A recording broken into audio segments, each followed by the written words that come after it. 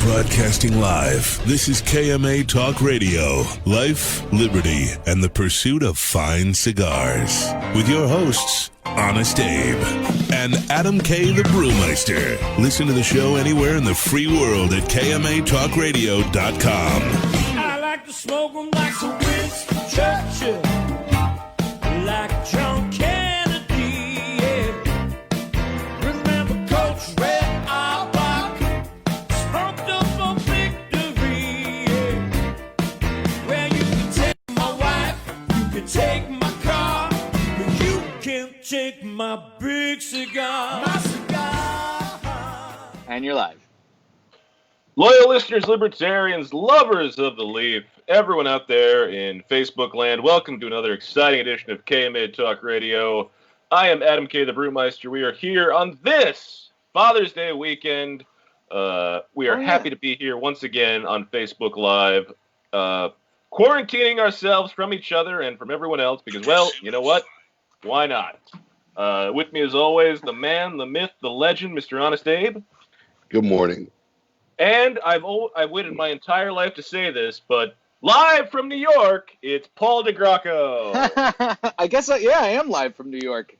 That is true. Yes, he is. Mm-hmm. Yeah, man, it was a trip getting up here. I'm not gonna lie. How was the drive with two babies? Dude, let me tell you something. Though Axel's not really a baby anymore, but yeah. Here's the thing. What we were able to do was, because we have family in North Florida, we have family in South Georgia, we have family in Charleston. So we split up the trip that way. So it's like 3 hours to Daytona, 3 hours to Brunswick, Georgia, 3 hours to Charleston. So we the first day we drove to Ormond Beach. We stayed there for a couple of days. We stayed there for a couple of hours, let Axel swim and get tired. Then they went to sleep in the car. We drove them to Brunswick. We stayed overnight. We spent the day there. Then we drove to Charleston. It was another 3 hours. We stayed the night there. And then we have family in between Charleston and Long Island, but none of them would let us stay.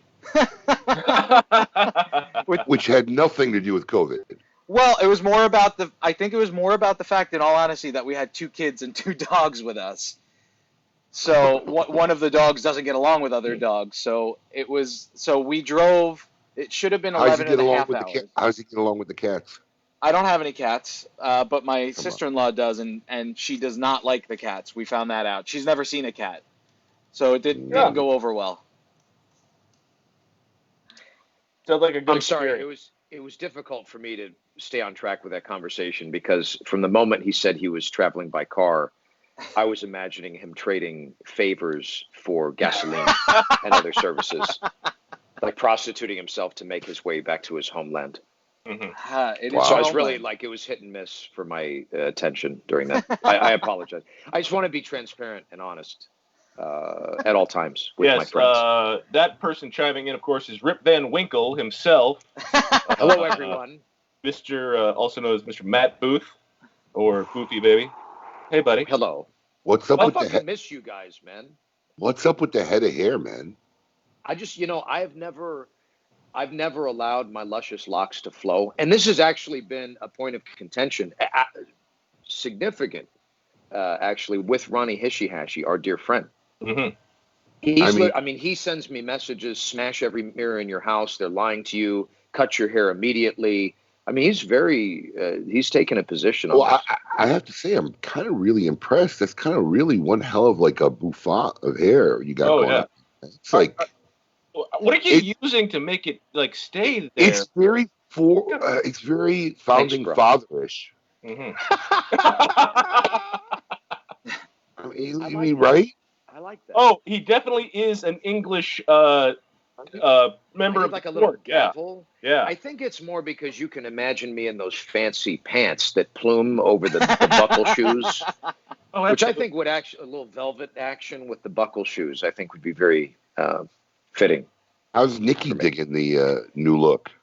She likes it, man. I said, you know what? I might fuck around, and grow my hair, and she came to me a couple of days later, and she mentioned to me, she's like, I've been, when you said you were going to grow your hair, right? And I said, yeah. And she said, I've been perving on that. And I was like, well, that's it. It's growing. That's it. We'll come down, Big Delicious. So we'll cut. And I can't do that yet, but I just imagine, coming out of like a dolphin cresting out of the water, the hair, not that they have hair, but the visual, you're connecting the visual, I'm sure. Is there an ultimate goal for this look, or are we just taking it day by day?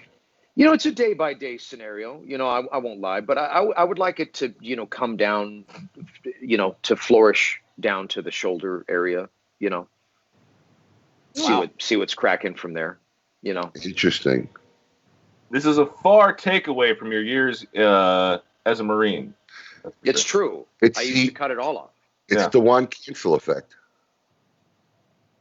Actually, that's not far off. Mentioned in connection to mine at all. Has anybody seen a picture of Jonathan Carney? Oh, God. Oh, my. Did you Full see head of hair. Oh, my God. Carney grew hair? Yeah. No, he's got a full head of something growing. He posted this crazy photo yesterday, and he just like a crazy madman. It looks like a chia pet gone bad. Yeah, shrub. So yeah, but I imagine him rocking like a Dan Rather kind of haircut. You know what I'm saying? Like I see that. No, it was more like of a trailer meth addict kind of. Well, he is up haircut Maine. going on. Oh yeah, there was definitely some meth addict in there. Absolutely. Yeah. He's hiding out in Maine because they have the lowest COVID count in the country. Is that a fact? Yeah. It's the Juan Cancel ripple effect taking over our industry. Yeah, but Juan was doing it before COVID. No, I know. Is that the anal bleaching, or are we talking about something else? Alrighty then. Wow. Very much so. That's where we're gonna alrighty then. We're gonna alrighty then at that. Well, that was gonna happen. It was a little early. We're only 11 minutes in. We got into anal bleaching, so we gotta go in. That's the thing. When we do a show, Big Delicious, there's no foreplay here, right? Yeah. The bean was diddled upon the announcement of us broadcasting, right? We must go inside immediately. Well, strike on the hard topics. Speaking of inside, and you just talked about Nikki earlier. Yes. How is the missus doing with the bun in the oven number 2? I wasn't sure if we were supposed to talk about this or if it was real or what. Delicious and I have been conspiring together to impregnate my beautiful wife. I did tell him. Yeah. And I offered instructions if they were unsure. Yeah, and I took notes diligently, as you would, as when the man speaks on any topic, I do. I'm actually terrified to ever disappoint you. You're like a brother and a father figure at the same time. Like that's why I'm like, if Delicious says it, like I have marching orders and I just go forth from there. So we're working on it. Isn't there one in the oven? No. Where is it? I got this thing. You wanted it to be so much. So. Is that what it is? My willingness, like. I swore I saw a picture on social media somewhere that Nikki was having. Oh, no, she reposted a picture when she was very pregnant. I knew this was a rumor. Those damn reposts, man, they fake me out. I mentioned it like a week ago. I'm like, I swore I saw a picture and she's pregnant again. Well, it was just Grayson's birthday, so it might have been a repost from that point because his birthday was last week. Yeah. God, and then Father's Day. Father's Day comes. I think very excited about it. I think Father's Day would be a good day to plant the seed. Okay. I'll let her know. Is there no good day to not plant a seed? Oh. Well, I mean, I get like tax day, I mean, I would imagine that there's some things that are less romantic than others, I mean, you can always find an occasion to get with that persuasion, but I would go to, Father's Day is a nice celebratory time. Hey, your dad railed me 3 different ways from Uganda on. Wait, does that even make sense? Is that a state? Do they? I fucked my own statement up. I don't even know what I'm talking about. Oh, God. I don't think that would be something Nikki would say to your kids that your dad. Well, maybe you may say it. You may very well say it, but yeah. Hey, what's that root that that like the Somali pirate kids chew on to get all hopped up and then run around with their AKs and shit? What is that root that they chew? You know what I'm talking about? No. It's like a cocoa. What? No. There's some kind of root. It's been a long time since I ran around with some Somali kids. I'm just, they hop them up on that shit and then they run around and do whatever they want. It's is anyone listening to this yet? Or Ginseng? Oh yeah. it's ginseng. Yeah, ginseng. So, Is it whoever ginkgo calls biloba? It's ginkgo biloba. This is actually funny. What's the Kongan warlord's root of choice to hop their child warriors up on?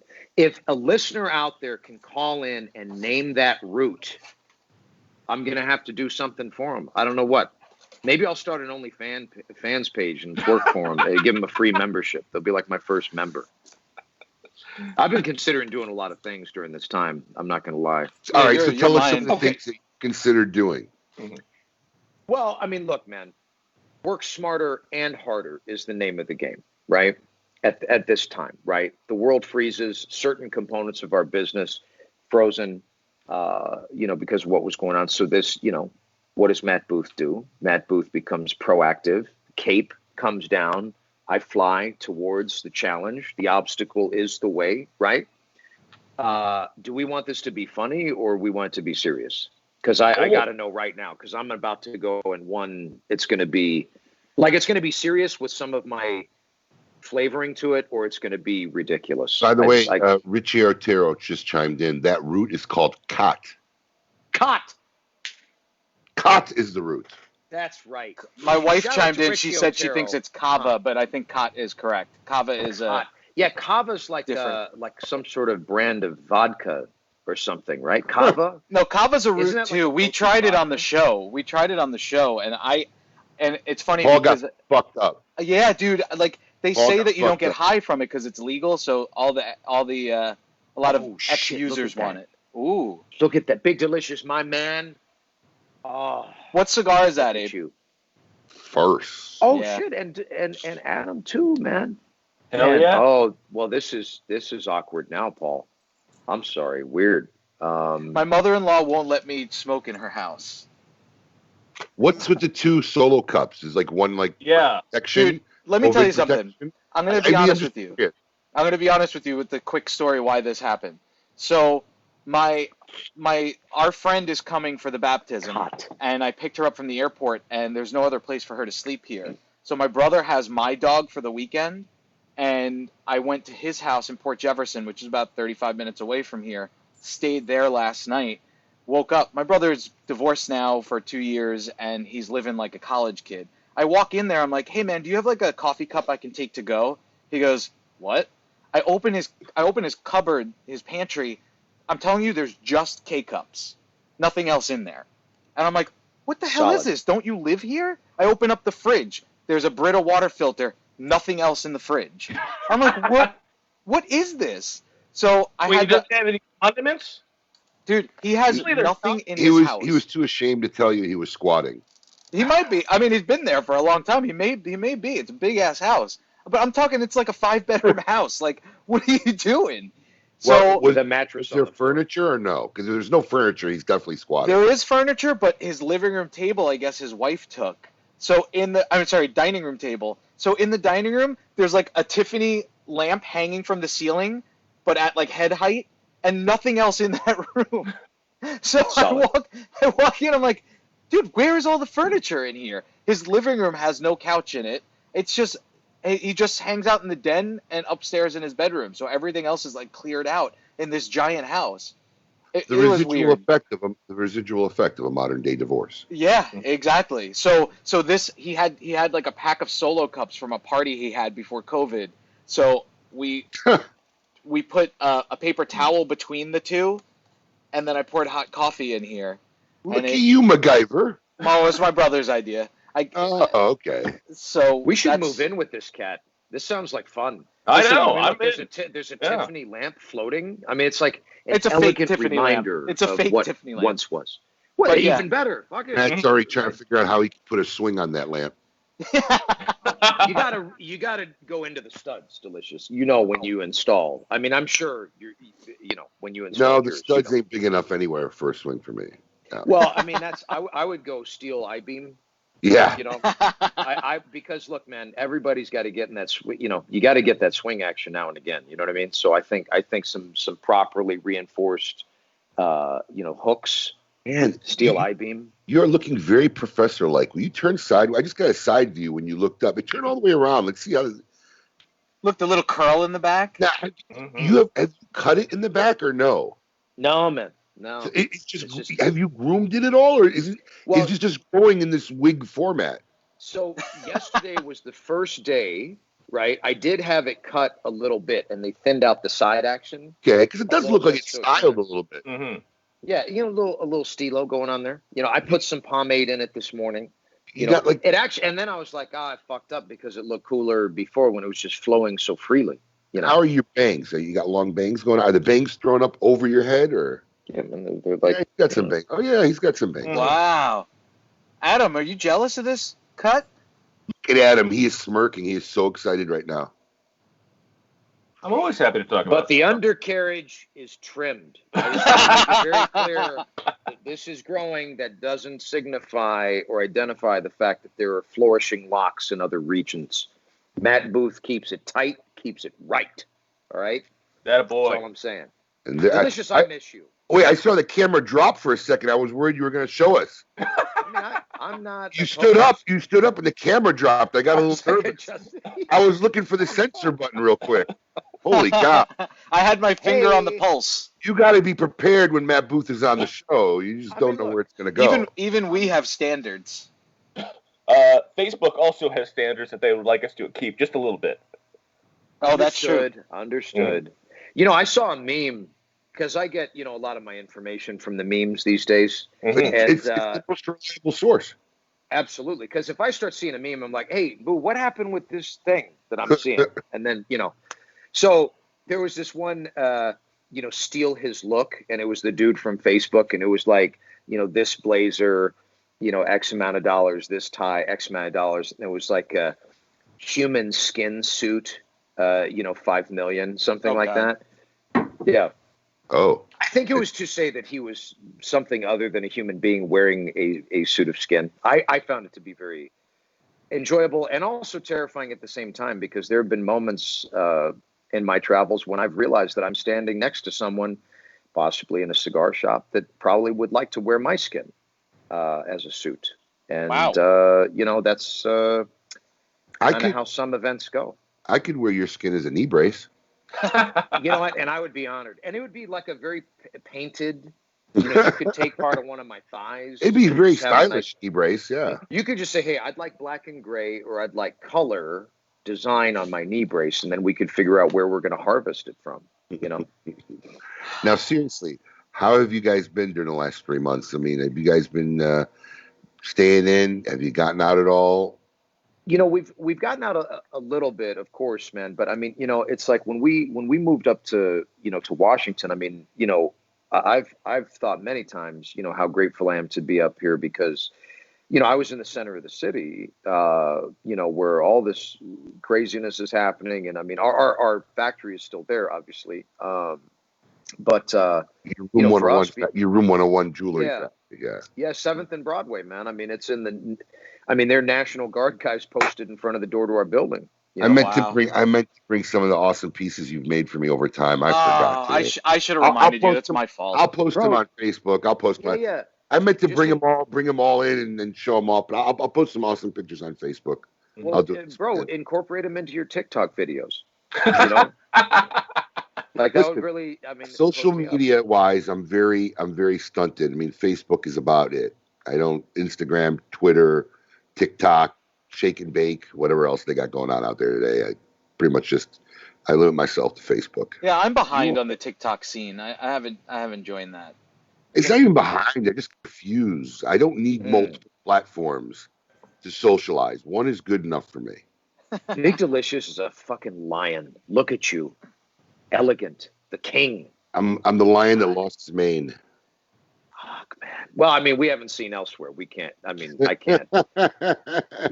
I mean, you might have that main flourishing. So anyways, my point is that where we're at, we have a yard now, right? Which is like, I always marvel at that. And I'm chasing my boy around the yard. I'm in and out of the crib, on the computer, on trying to, you gotta shift, and you have to adapt, when things change aggressively, right?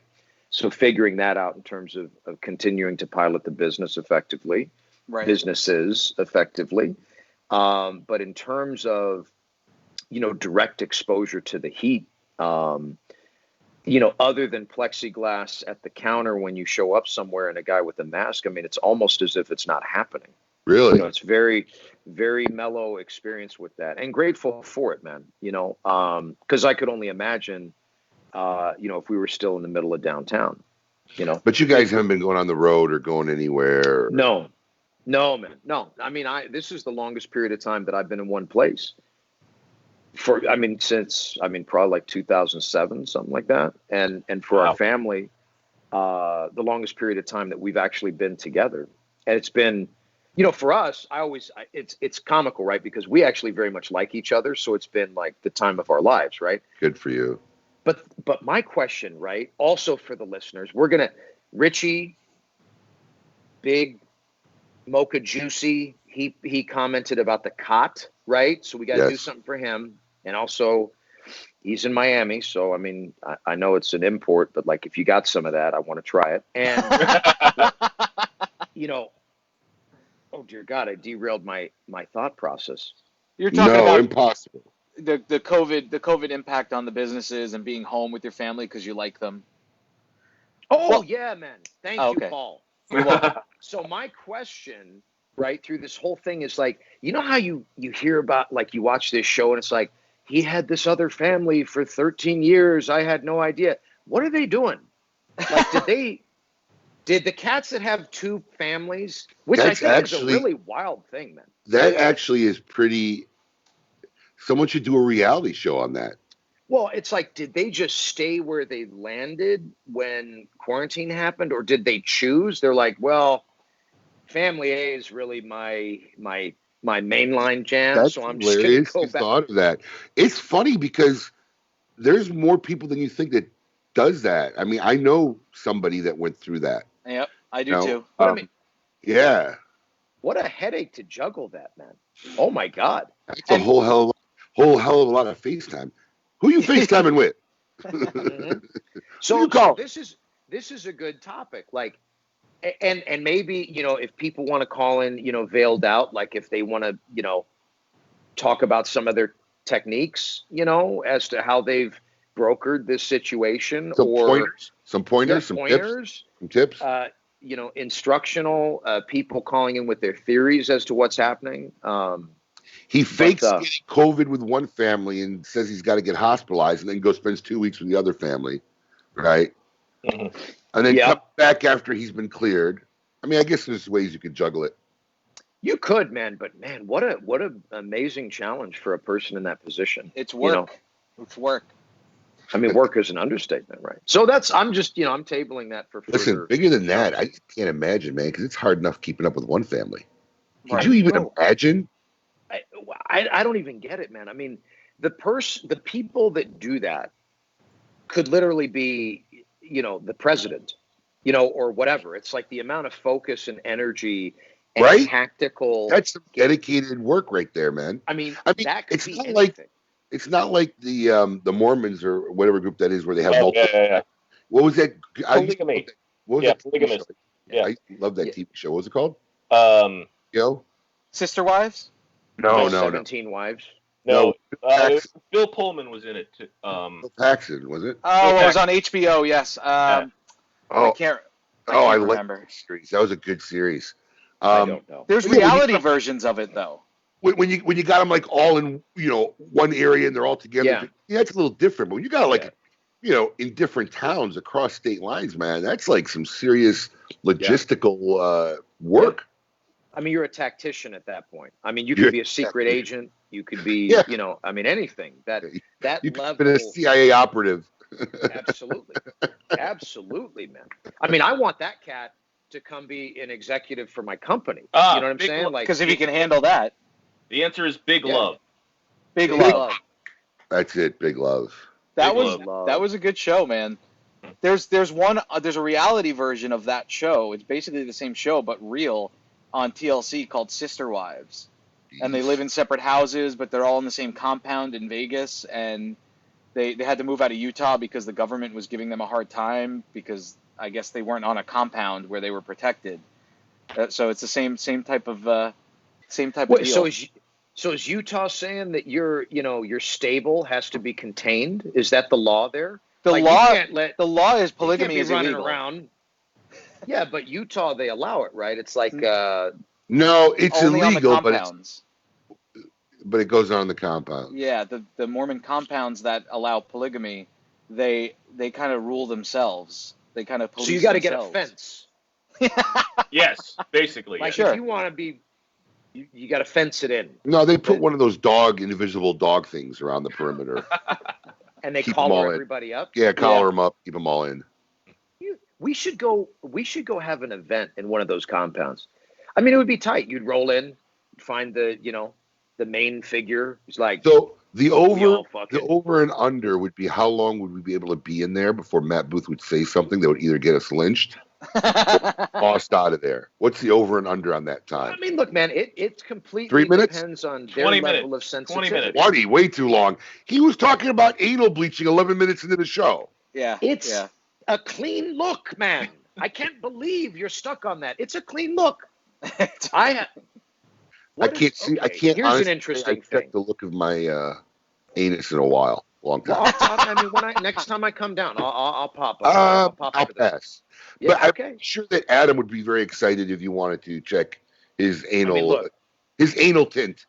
If No, there thank was you. one cat in this little Brady Bunch little deal here that had some sort of treatment going on to that region, it would I be say Adam, Paul. I think. I say Paul. Paul Why would be would- like the undercover guy. He's Paul's going that to the high class, like, theaterish, theater Yeah. New York guy. If anybody's had any yeah, man. proposal, any kind of anal bleaching, I say it's Paul. I've never had Paul. anal bleaching. I didn't say you had it, but you either Just know what people Paul who've would done it, say. or you've been around it, or you maybe went as a friend to an appointment with a friend. Saying, if I put my money on anybody, it'd be I'll you. say this: I know people that have done it. And there you have it. And that's There- I do know people that, A but I've very never telling gone to an statement. appointment. I wasn't holding Very their telling hand statement. while they were getting it done. Like, hey, I'm here for you, bud. But I do know people that have done it. Mm-hmm. Yeah, you do. Yeah, you do. So, Matt, did you close the factory during all of this? We were actually required Okay. to shutter the doors. Tragically, for about 2.5 months. March 15th, we Wow. closed.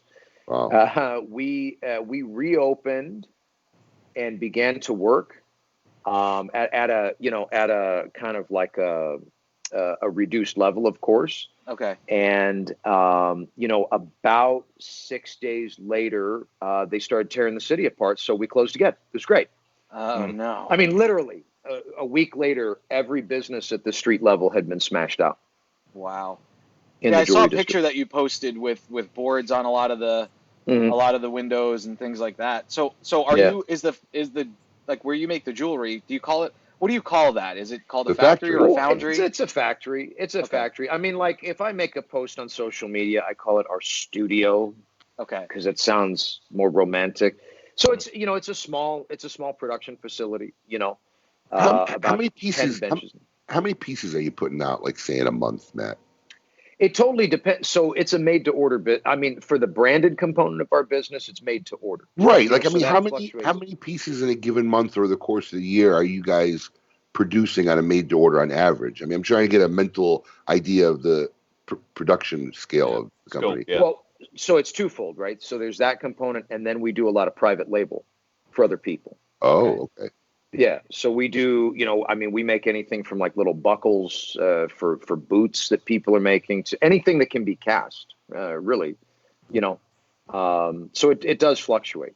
I mean, there have been months where we've made, a couple thousand units of something. And then there are other months where we've made a couple hundred, and it's very, very, and those are two extremes, right? Right. it really depends on the flow of the fettuccine, if you know what I'm It's the saying. flow of the fettuccine. Did you have We're at your production- mercy, people. right? Did you have production buildup during your closure time? Were there You know- orders that you had what's to get back on? interesting? So we did, however, the stuff that kind of was logged during that time was all custom. So it was like people that still had the scratch, that were sitting around thinking about it, or finally, decided they were going to pull the trigger on something, for themselves, and so I did a lot of design work during that time, and that's what we really kicked off with, man. We kicked off with a couple big chains for people, and it's cool, man. I mean, that's really where my heart is in that world, man. And once upon a time, that was all we did was custom commission, and as part of getting back to our roots, it was a nice way to kind of kick things off again. So are you open Cool. now? Are you making pieces now? Okay. Yeah, we're working. Mm-hmm. Yeah, That's man. great.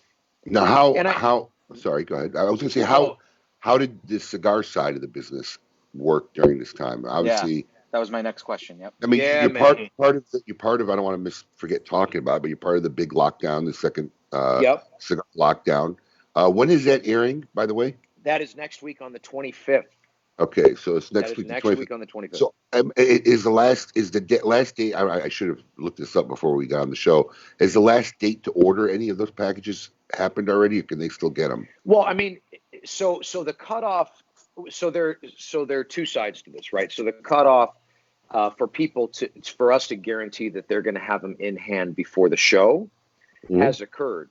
But the beauty of the ability to participate in this is that you can get a pack really at any time. You won't have them in your filthy little Possession. Dick Skinners. Yes, in your possession. Sorry, that's what I meant. Mhm. During the show, but you're still eligible for all the prizes and all that. So there is no actual cutoff for participation. It's just the line where we don't want to guarantee that you're going to get them. Right, but they could still play. If they could find them still, they could still place the order and get involved in the raffles that are going to be given away. Absolutely. I've heard it's like they're giving away like $5,000 worth of stuff. Yeah, probably more than that.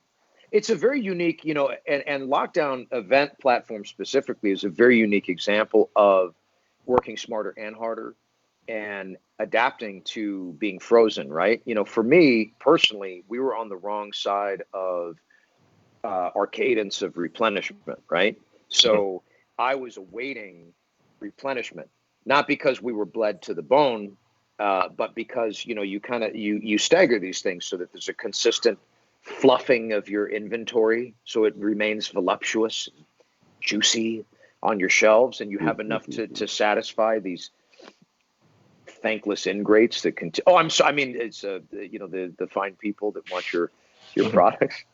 And was that too harsh? I didn't even get a good laugh out of that. Adam had a reaction. He chuckled a little bit. Yeah. I'm not talking about you, Adam, or anyone on this show. Well, listen, any minimal Some other emotion people. from Adam is a triumphant. That's like an explosion, Yes. right? For another person. So, Yes. Valid point. Yes. we got cut off. I mean, a lot of businesses just were shuttered, right? Then you had import, export, and factory level, shuttered as well. And so the people that were still ordering, we sold through everything we had, man. Because for Room 101, we've been experiencing an escalation in sales. We're growing back to where we once were and beyond. So, it was, they, as corny as it sounds, the problems that other people wish they had, we're definitely experiencing, and we got caught definitely at the wrong end of that one. It's great. However, the lockdown is a very interesting, and viable addition to our business, man, for Room 101, for La Polina, for our partnership and beyond, because it was how do we transact and make sure our retail partners transact when their businesses are closed, and this facilitated that, and even as they reopen, it's still a very solid opportunity for them to make a monthly to bi-monthly hit, in addition to what they would be doing with their business otherwise. Well, I just got to Closed admit, it was a lot of fun, and I was honestly, I was very impressed with the first cigar lockdown that happened. As far as the production, how it was done, I really didn't think it was going to go off as well as they had hoped, and I think they exceeded my expectations. I mean, it was actually fun to not only be a part of, but to watch it and be involved. It was actually very cool. You know, man, it's entertainment, it's information, Yeah. it's communal, and it's transactional, all in one, right? And so everybody wins. It's just an all-around good time.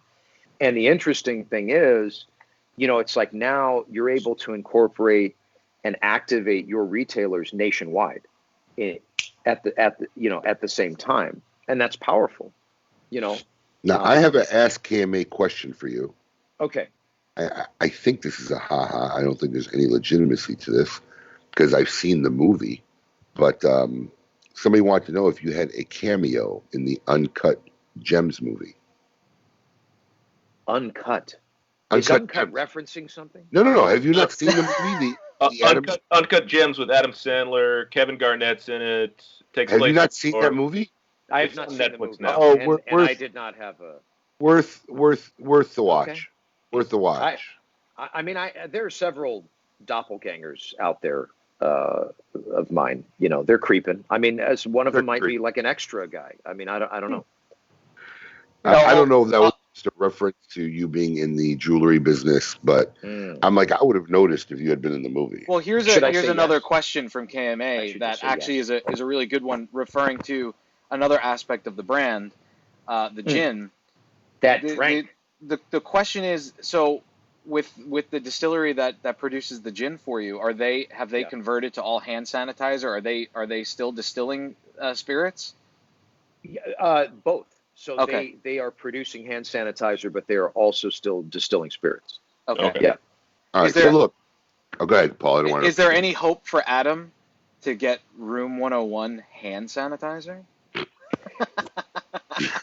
What? It's in the works, bro.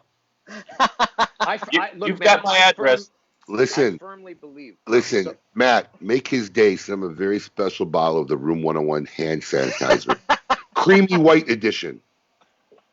I'll add the creamy white the edition. Extra elixir to it. Oh, great. But anything I give Adam has some level of elixir, even if it's just a quick dab. You know, like, here, man, try this new cigar. Mm-hmm. Bing. Yeah, because I so desperately just want any of me to be inside of him. You know. Wow. You know what I mean? Look, he's blushing. It's what friends do. Yeah. He turned red. Look at you, man. Yeah. You turned red. That's cute. Thanks. Appreciate it. Yeah. Awesome. Yeah. But no, man. I just looked to see if there was time for a break. It's way too early because that would have been a good segue right there. Take the moment. Let that thought seep in. Way too early. And on that note, here's a word from our sponsor. So, you know, man, this has been so. In regards to the alcohol project, this has been like. You know, the injection of massive steroid into the alcohol business. Okay, this is what I want to ask you, right? Because I don't believe I have yet anybody to tell me the truth, right? Okay. So, been in the business 25 years. Yeah. I've seen countless attempts of alcohol, whether it be, you know, cigar in the bottle, Monte Cristo rum, whether it be Drew Estate liquors. Mm-hmm. I mean, I really haven't seen one that I would say is a successful model, right? There's a reason. Delicious. So why do people keep doing it? Because the unicorn is real. Because the unicorn of acquisition in that business. So here's the major. So you're saying it's like betting on the 1 to 100 horse, right? Because the upside is so big if you could break through. Chasing the dragon, man. But here's the deal, man. I believe, and look, we have launched, piloted, and sustained every component of our branded business, which is unlike any other brand in the world, I might add at this point. The Room 101 brand. Absolutely. Yeah. Via leverage of relationship, guerrilla tactic like a motherfucker, grassroots effort, building a stable of real followership, not artificial insemination by pay to play, by, it's been a lot of grinding, a lot of hand-to-hand combat, and human touch, right? And that's what's built our humble yet authentic and very real and virile. Can I say virile, Adam? Absolutely. Yeah. Percolate. Virile stable of brand loyalists, right? Which continue to pollinate and grow. The reason that you haven't seen a successful alcohol effort come from anyone in the cigar business, because it is fucking hard. It's hard as fuck. To have a product on a shelf somewhere is a feat to be celebrated. Right. You know, like when we placed the product in Whole Foods, by the way, shameless self-promotion, on Relationship, motherfuckers, that's right. I had people that were fucking 5, 7, 8, 10-year vets of the space hit me up like, how did you do that? Right. How did you do that? Like, I've been trying to get into Whole Foods for 5 years. You know, getting into Whole Foods is one thing. How is it fared now that it's on the shelves? I mean, at this point, I'm saying to myself, are you saying to yourself, damn, what was I thinking? Or is it really hanging in there? It has legs, and I'm not overextending myself. I believe you. That's why I wanted to ask you. I know you give it to me straight. I'm not over. Well, yeah, of course, man. Of course. I'm not overextending myself. I'm not. We are not as a small unit. Myself and my partner Steve, we are not. We're not trying to. We're not out there whale fishing, if you know what I'm saying. Which I think is a chief folly of many, because they think in order to go big, in order to achieve big, you have to go big, and they don't see it as a structure built of many incremental, smaller successes and staged. So you have a very smooth and steady, slow arc, right? Stable foundation. Absolutely. I mean, you blow up, you burn out. I mean, you have a meteoric upshot. Right. There is only, at some point, you crest, right? So there's no foundation you've built up along the way. Yeah, slow and steady wins the race, man. Now, look, I won't lie, man. I mean, it's been a little slower going than even I would have liked it to be, but I'm being very methodical about the way that I approach it, because that business is an asshole. It is a bottomless pit, a succubus, if you allow it to be, for everything that you have and beyond. You know what I'm saying? So this is not a licensing deal for you. This is not a hobby for you. No. This is a legitimate. You put perpetual effort into this project. And look, and we're going to continue to evolve the brand in that category as a gin brand. And that's how I want our brand to be known in alcohol, in the alcohol world. And, I mean, look, like I said, slow and steady wins the race. And, choosing your partners, and I stress the word partner very, very wisely, both on and off premise, because if you go into that world and you try to play the game by their rules, you better have a whole lot of money that you're ready to no longer have to roll the dice on, or you take my approach and you go straight craft, straight relationship, and super easy does it, man, and slow build, territory to state by state, territory to territory, hand-to-hand combat. And look, man, when you walk in, I'm sure you guys have very, very favorably abused many a rep from an alcohol company with your bars. But look, if I came into your bar, I would say, look, here's the deal. I'm going to partner with you. This is going to be a two-way street. We're going to have a relationship of reciprocal and mutual benefit. But I can't come in here and put a card on the table and say, hey, charge 5 G's over the weekend and pour Room 101 until you run out. And that's the way a lot of those big companies promote their products. Right. After I've made, $250 off the 2 cases that we just put in your bars. Right. Yeah, right. So, and then spent, $1,500 to get there and be there for the weekend to promote it. Right. So, but there's another way, is what I'm saying. And that's the way we're trying to pilot that effort, and there are certain people that are amenable to it, and we entrench ourselves with them. And there are certain people, well, I don't need another gin on my bar. An hour of this nonsense. And it's like, okay, I'll try a bottle, but what are you going to do for me? Right. Like, what are you going to swipe right now on your credit card for me to put $8 into your company's pocket? Right. And that's what we don't deal with, man. It's tough. Yeah. And look, man, and we don't play that shit. We don't, and I'm sure there are cats in the alcohol business watching this right now, like, well, good luck then, Booth. And it's like, well, hey, I don't see what you're doing, bitch.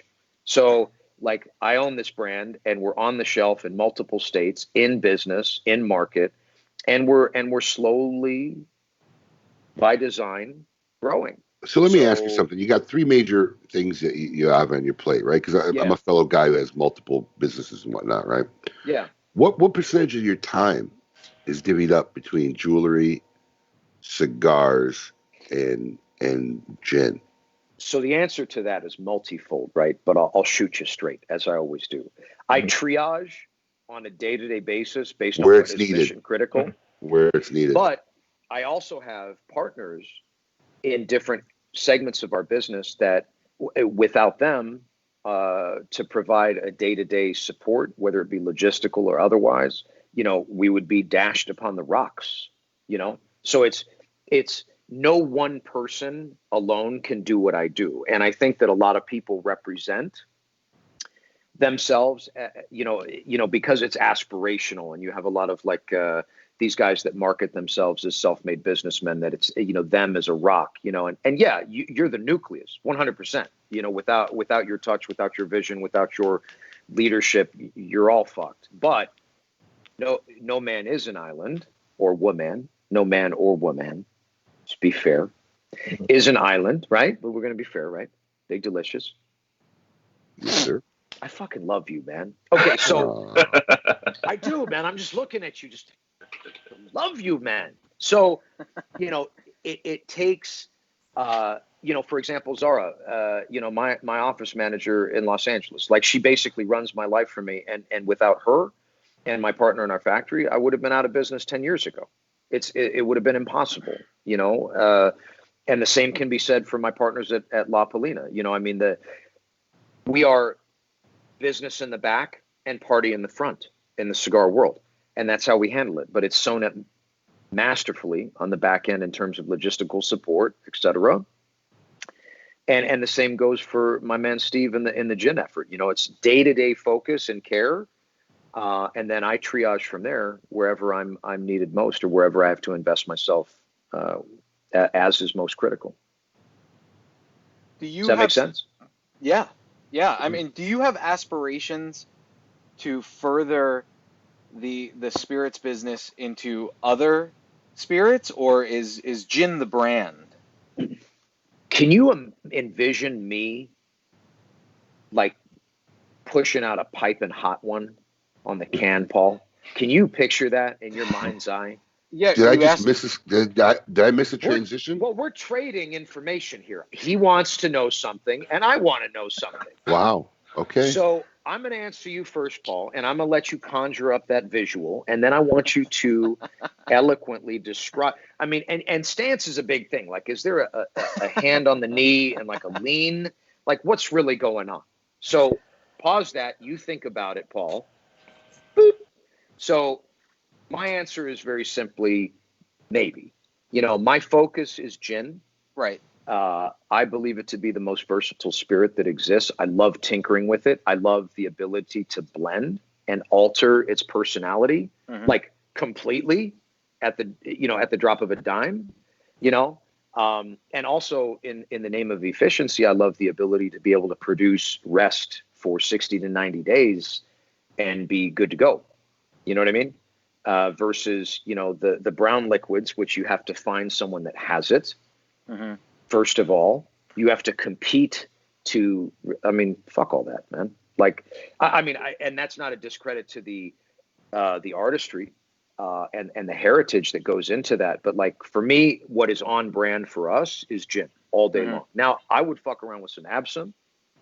I would tinker into other little specialty nooks and crannies. And of course, if the opportunity arose and someone came to us and presented an opportunity for a brown liquid that was an arrangement that I simply couldn't refuse, I'm no dum-dum, I would take it. But my focus is to develop Room 101 to be understood to be a gin brand and specialists in that category. Right. Okay. To create more variations on our original seasonal releases, barrel rested, barrel rested gin as well as barrel rested cocktail. What's your go-to cocktail, Matt? I love the Aviation, man. With our gin, I love the Aviation. I think it's delightful. It's a little fancy. It's like Pinky Up, But is that a mixed cocktail or is that just one of your gin recipes? No. It's a mixed cocktail. It uses, the chief ingredient is creme de violette, and it's really, really sexual, man. I would highly recommend once we are able to offer Room 101 gin in Florida, and therefore at your bars, I think an Aviation would be top, man. But the Negroni also. I love a Negroni. As a cocktail with our gin, man, and a cigar, it's lights out, man. You can't beat it. And it also helps bridge the gap with the guy that says, I must ingest the brown liquids when I smoke, although our gin pairs very favorably with the smoking experience. The Negroni helps to bridge that gap. Right. Now, if I'm not mistaken, your gin is currently available in California. Yes. Arizona. Yes. And Texas, if I'm not mistaken. No, Nevada. Hawaii. Oh. And Pennsylvania and North Carolina on special order with the state. Oh. Wow. Yeah. And so, North Carolina is one to get into because that's an ABC state. Yeah, well, North Carolina, we are served proudly at Havana Phil's in Greensboro, as well as a couple other locations. Forgive me for... No problem. You know how that goes. There are a couple others. Look them up, man. They're there. No, man. We're not opposed to you talking about cigar shops, bro. Go ahead. No. I'm apologizing. Oh, you forget. Can't remember that. It's all that gray hair coming in. Yeah. True, man. Let me ask you a question. Is there really any legitimate works about getting into Florida? Because I would love to incorporate, Room 101 and the Great Smoke. God willing, if we have it in 2021, get it there. Yeah, Florida is at the top of the list, and it is a no-brainer, man. There are so many cigar bars that we can entrench, tier one, distribution, entrench with the cigar bars. There are even some in Florida that have the cash and carry option, which is like, dude,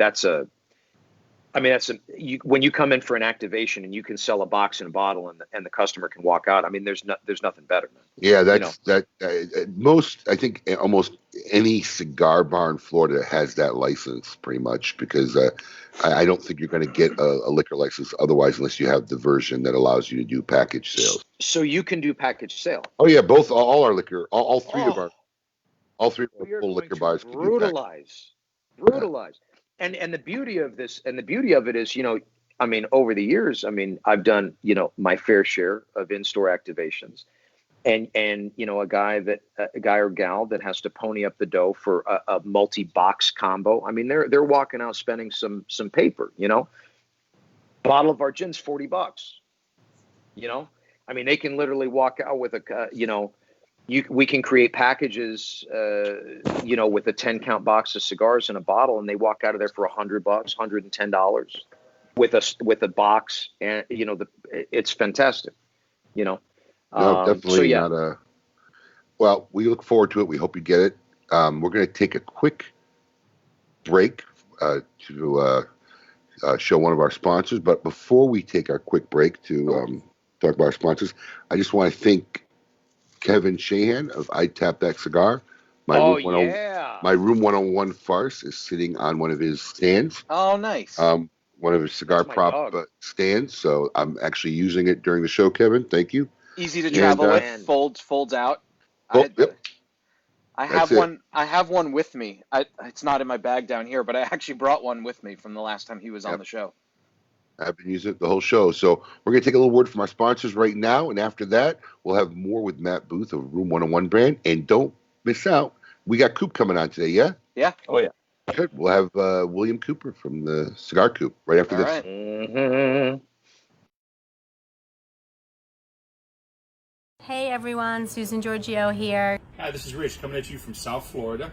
Hi, I'm Tom Stroud. Hey, it's Stephen Martin coming to you from Seattle, Washington. Hey everybody, I'm Jennifer True. Hey everyone, this is Alex Ryan. I'm a poker player, a dominoes player, a world traveler. I like to go sailing, hit the golf course, and drink some wine. I am a mother, I am a content creator. I'm also a husband, a father, and someone who really enjoys great cigars. Enjoying a Monte Cristo. In fact, the 50th anniversary Monte Cristo, a special limited edition. My favorite cigar, Monte Cristo Epic. Please take this opportunity to smoke one of our amazing Monte Cristo cigars, the Monte by Monte being my personal favorite. I am Monte Cristo. I am Monte Cristo. I am Monte Cristo. We are Monte Cristo.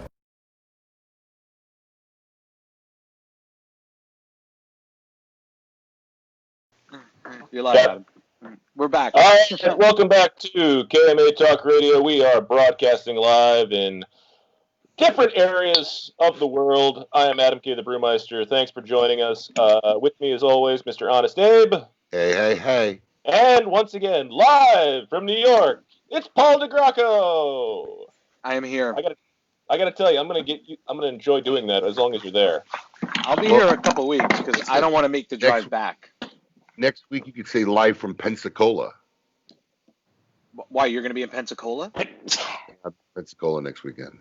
Oh, What is up in Pensacola? My wife's whole family. Oh, really? I didn't know that.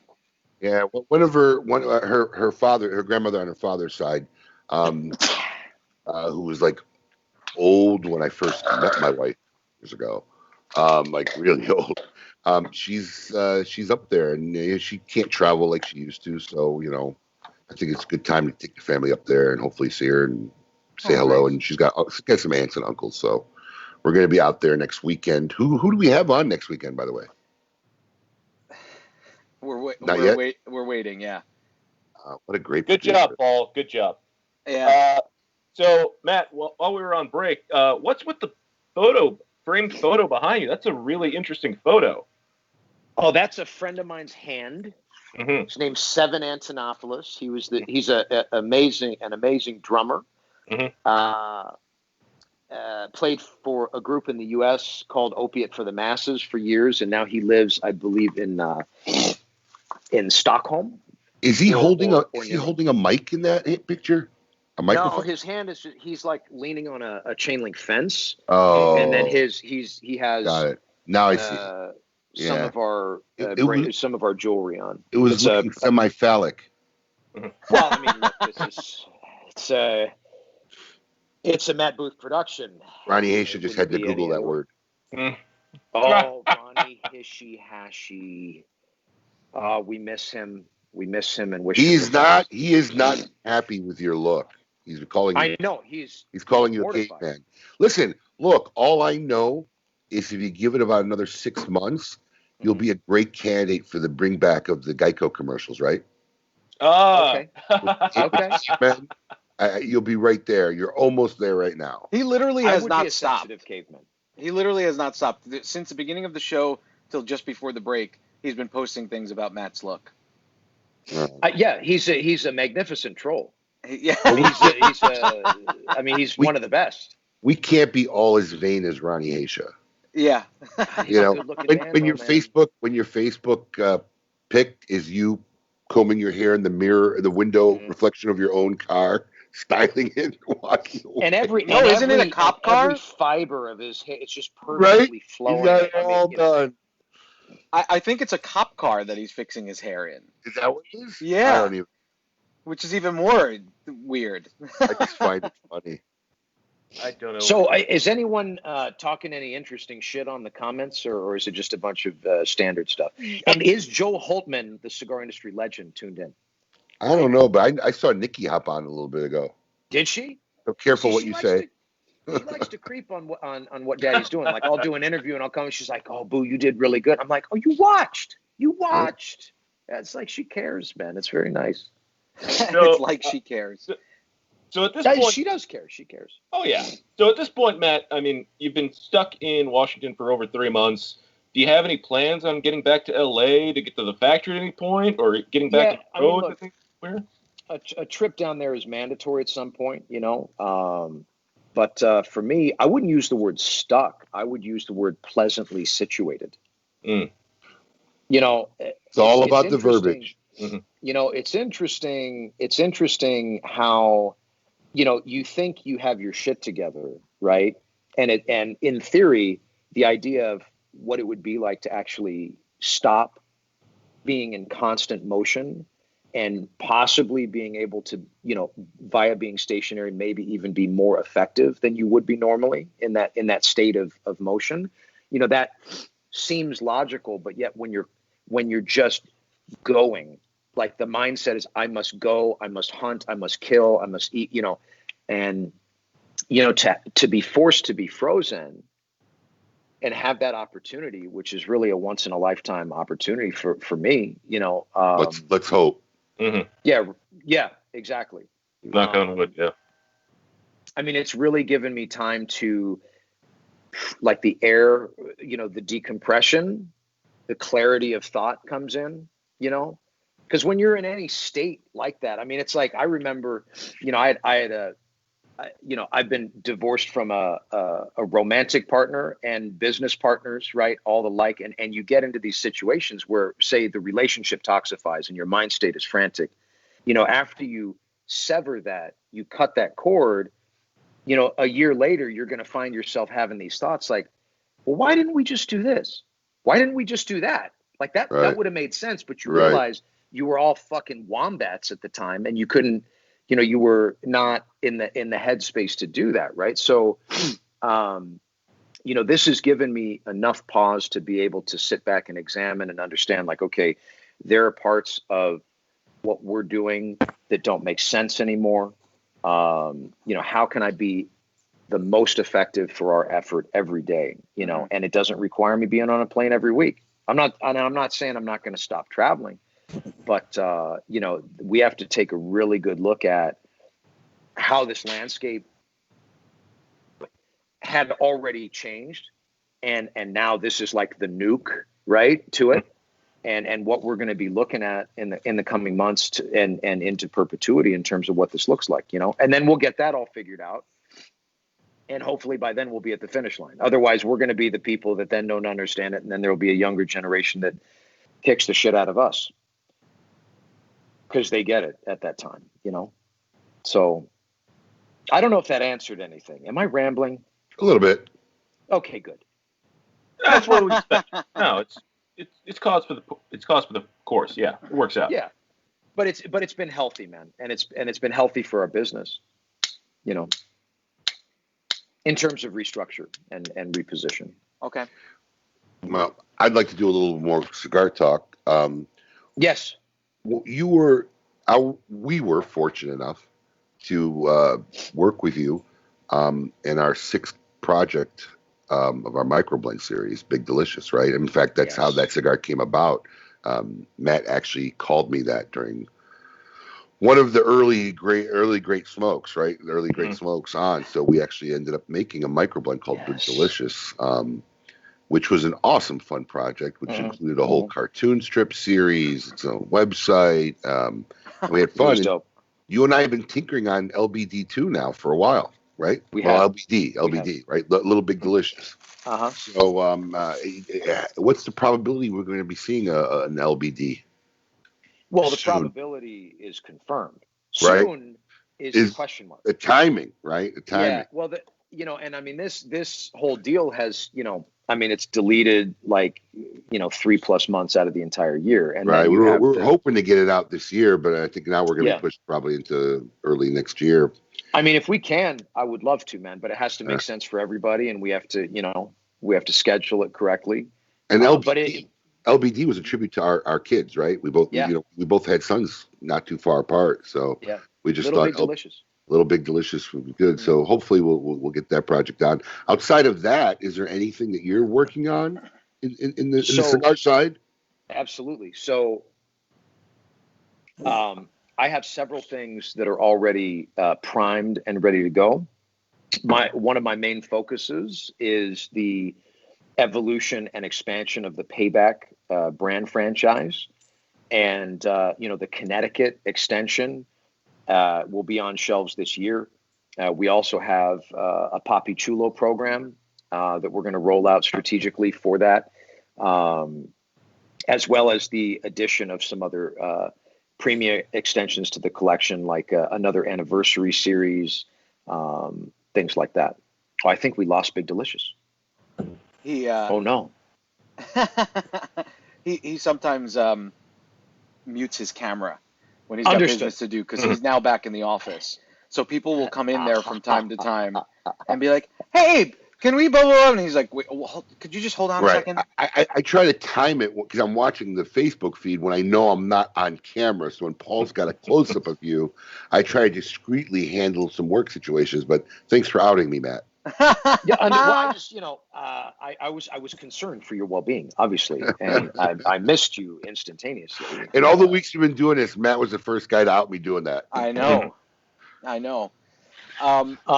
So Payback expanding, new anniversary series, and look, man, and also, interestingly enough, there has been a ravenous, level of interest developing in our vintage products. In our vault level products. Really? Daruma, Namakubi. I mean, we're getting messages on a minimum weekly basis, if not day-to-day basis. Hey, where can I find this? Where can I find that? Johnny Tobacconut, Chief Cool Arrow, all that shit, right? So, wow. Yeah, like they want them now, Delicious. You know what I'm saying? So the interesting opportunity here is to look at revitalizing some of these things, right? And capitalizing on that collector market. So I think you're going to see a lot of our vintage or legacy sub brands reemerge over the next couple years. Obviously some different formatting and all that stuff. But I think that they're I know that they're viable components to our overall portfolio in terms of item offerings. And there's definitely. It's funny, man. You go to all this trouble to develop the best products that you've ever had your name on, which we completely have at this point. And people are like, yeah, that's dope. We see, a lot of, 12 years hard work. Yeah. But how about that old shit? You got that? You got that? You got that not new? Because I want that now. I'm like, bitch, where were you? Where were you then? Right? What the? Where were you when it was sitting on the shelves? It's the way it's the way it is. Sometimes we'll have something sit on the shelves like for a year. No one touches it. The second we cut the line or move it, all of a sudden we'll get like 10 requests. Hey, do you carry this? Man, where you been the last 12 months? Yeah. Where were you when I was offering this box, this space on my shelf? Wait, they weren't even around when I was trying to blow them out at half off just to move them, and they weren't around. Yeah.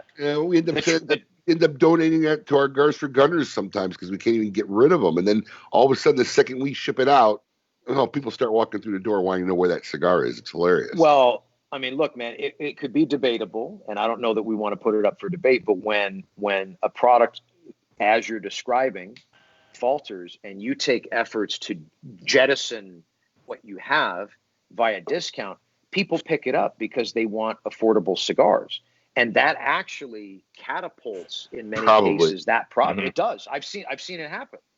I've watched it happen. With some of my products, with other brands' products. Like the minute that it goes out in some sort of like volume special, this is when you see it starting to populate Instagram. A lot of people are picking it up there, and then it becomes. I mean, dude, some of our better cigars and now cult favorites were stimulated in that manner, So I want to ask you about one of the hottest projects, I think or one of the first like really hot projects that you were involved in was One Shot, One Kill that you had done with Edgar. Now, I was surprised. I mean, you can correct me if I'm wrong because a lot of times I do get it wrong. Obviously, like your wife's pregnancy.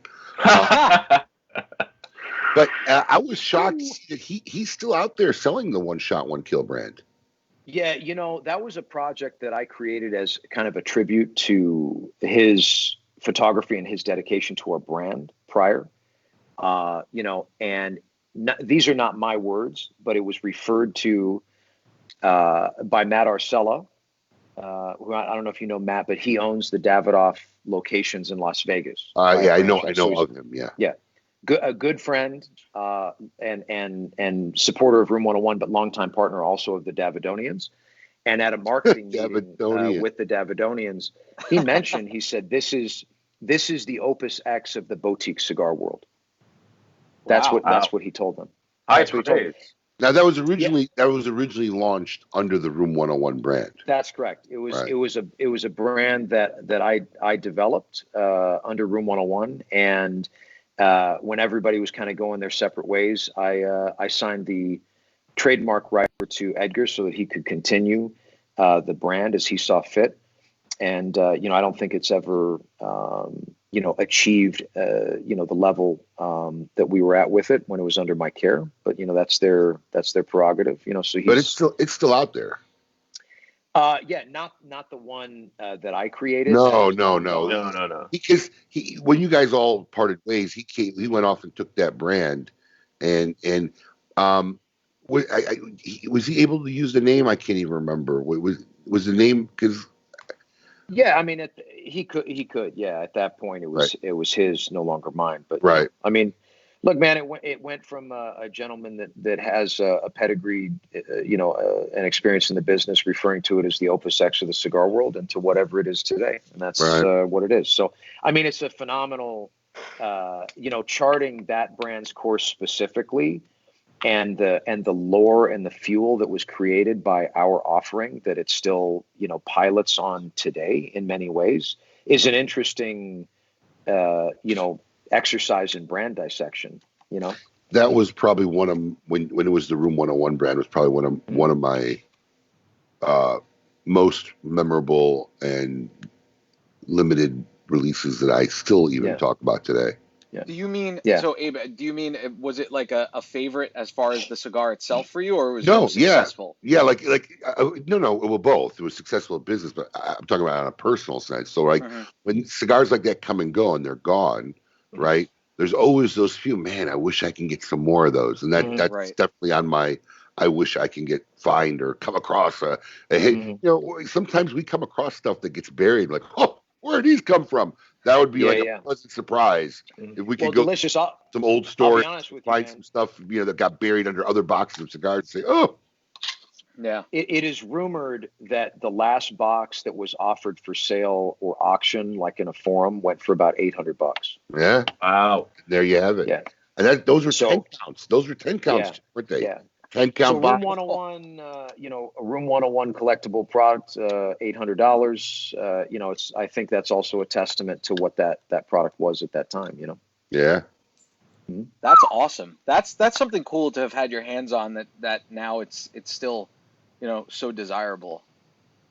Yeah, man. And look, I've thought from time to time, hey, what if we, created some sort of situation where we could actually relaunch that. And bring it back to life in the way that it once was, and an Eagles when hell freezes over tour. Yeah, there you go. Yeah, and you never know, man. But that'd be a good collaboration. It is what it is, man. Yeah, it just makes you want it more, right? Yeah. Now I'm like, wait a second, how have I not tried this? Well, there's somebody, I can't remember because they're scrolling as fast as I could try to pay attention. Somebody's still got an OG box in their humidor. So go ahead, Paul. Offer him $800. Maybe he'll sell it to you. Yeah. Adam, can I borrow $800? Next one. No, you cannot. 1,000. Yeah, probably will. Okay, so we have to ask. I know it's not gin, but what is in that concoction of a cup? Coffee. Oh, straight coffee out of a plastic container? Yeah, man, I'm not all up on the etiquette. I just want to put it. I want to put the accelerant into my system. That's really all there is to it. I assumed it was a smoothie. Cups like Paul. What was that? This is a little thicker plastic, okay. And this was iced, so I had no fear of. That looks like it's a Tupperware. Yeah. It's like a shaker cup for a protein. Yeah, shake. I thought he was drinking a smoothie. Which, by the way, you've been going to the gym a lot recently. What brought that whole aspect of you getting into CrossFit? Trying to get back into military form? Well, look, man, I had been working out pretty regularly, and then when this thing hit, it was literally I came home from my last trip and just like everything paused, and I took a vacation from exercise too, and then I realized like, oh my God, I'm gonna have situation here if I don't do something about this. So when the local spot opened back up, it's not the same. I mean, you actually have to like reserve a space online, so it's like only 8 people can participate in the class, and they have a taped square on the floor that you have to remain inside and all this, which I actually kind of like that because I like having my spot. Like, this is my spot. Every morning I come in, I go, that spot. When you walk in, do you pee around the square? Because I totally can see you doing that, honestly. Look, man, it's not beyond. It's not far-fetched, right? It's not. Yeah, it's not outside the realm of reasonable. But I like to be polite sometimes, and so what I do is my version of peeing. I walk straight and I put my water bottle in that square, and that is a form of urinating on my territory for sure. This is mine. Yeah. And so, man, just trying to get it back in gear, man. I mean, I was inactive and, had some back issues flare up again from inactivity and whatnot. And I was just like, man, enough's enough. I gotta take better care, Good for you. Yeah, man. I say that every Sunday night. This week I'm working out every day. Every Sunday night. I feel it. It lasts till about Monday 9 a.m. There you go. Well, at least you have that moment, Every week. Like, I think it's going to be different. Like, I'm going to wake up that Monday morning more diligent. This is the week. It ain't easy, man. Man, it ain't easy. It ain't easy. But Matt has that. What is the word I'm looking for? Like he was in the military, so he like discipline is the word. Discipline. Yeah, he has that discipline ingrained in him. So I can see that. I mean, it's the same thing for me. Like I know I should be doing more of it. I used to run all the time. I used to lift, and the last like 5 years, and now you're sitting there with your pants unbuttoned. No, they're not unbuttoned today because they're elastic. You joined the club finally. Now you're in the elastic club. That's a whole. My wife bought these shorts that look like they look like khaki shorts, but they're actually elastic on top. I got news for you. That breaks into a whole new plane now. You've gone now to the elastic verse. When was the last time you wore pants with a button, Paul? Got to be weak. Get some elastic denim joints, man. I would love those jeans that look like those sweatpants that look like jeans. Oh man, I have to wear one of my suits today, and I worked in a jewelry store for a long time, so I wore a suit every day, and I worked in marketing, so a lot of times I had to wear suits. So I have a lot of suits. I got rid of a lot of them when I moved to Florida, but I have a good like 10 suits still, and I have them divided into thin Paul. Sizes? Yeah, I have them divided into thin Paul, regular Paul, and then shit Paul. And I hope, I'm not positive. I wanted to wear this. Shit Pauls don't fit. I don't know. I didn't try it on. I have a really good Italian suit that was a gift that also was custom made, and total. I'm afraid that it's not going to fit. Oh yeah, it doesn't. And I'm going to wear it today because the baptism is today. So it's going to be interesting. So let me get this straight. As a guy who fluctuates, I understand this dilemma, but I would never be so insane that you took a road trip somewhere where you're going to wear a suit that you didn't try on before you left. I didn't have time. I got. Are you nuts? You're such a rookie at this overweight thing. What's the matter with you? Yeah, Men's Warehouse is getting a visit. If I have,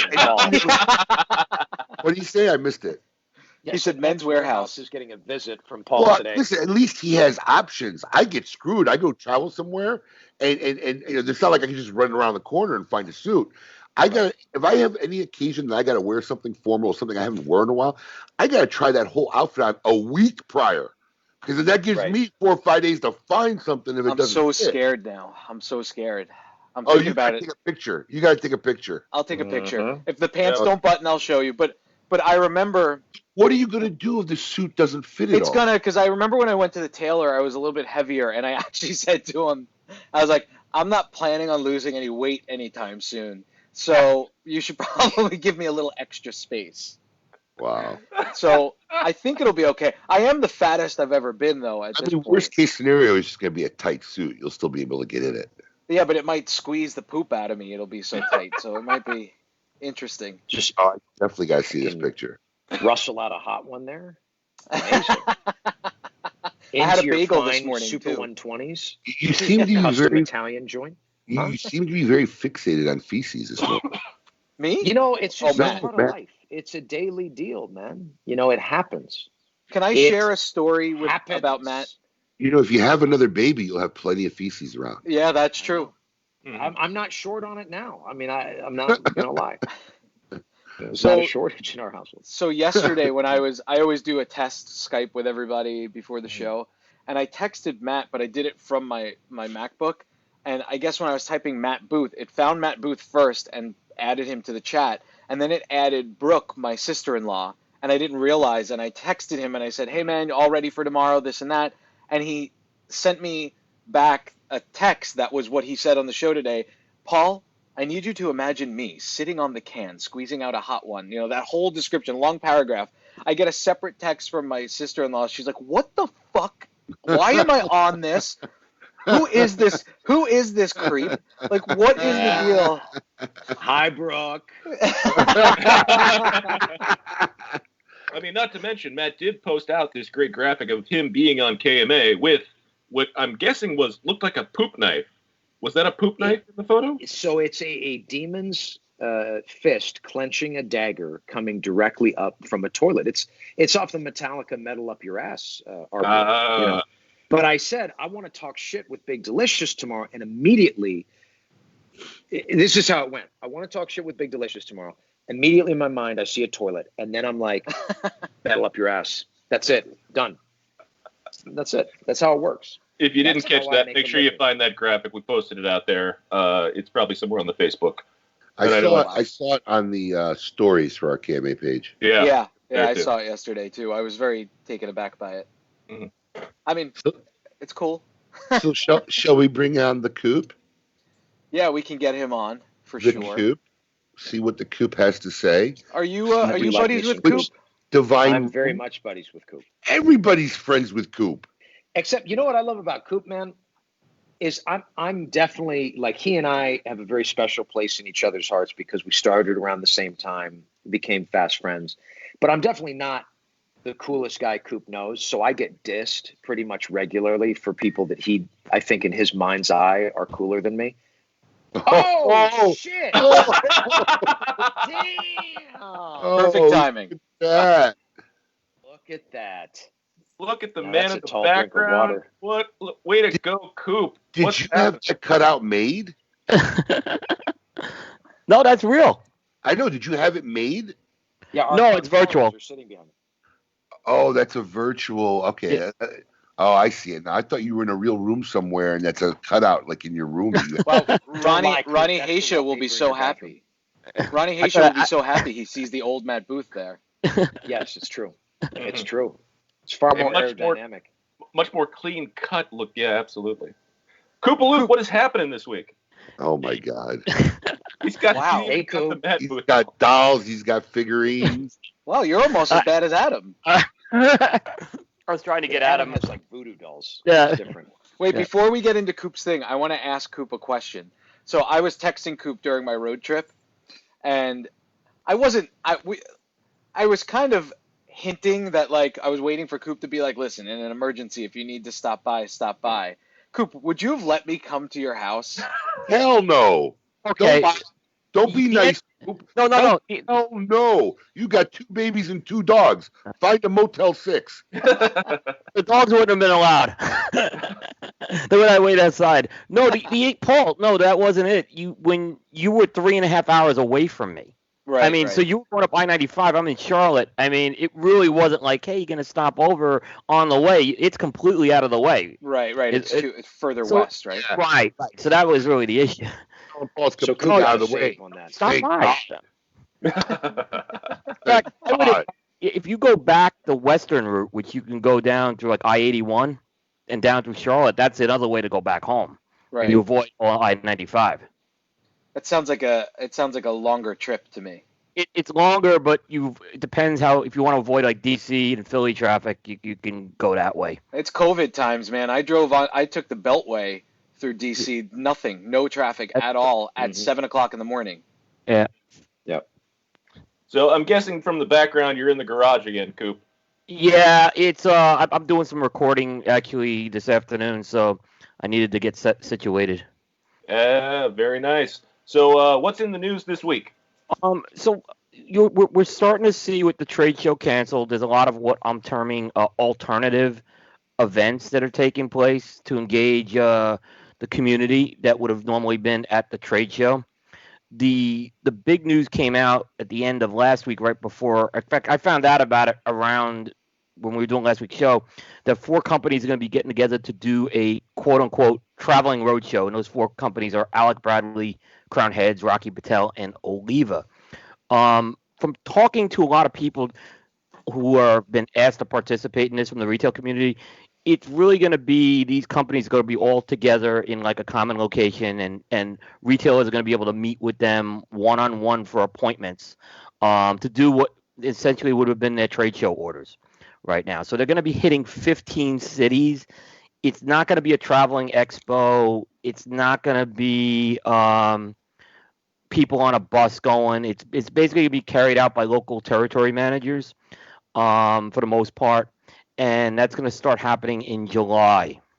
We'll start that. And this was 4 companies that I was really shocked to see that.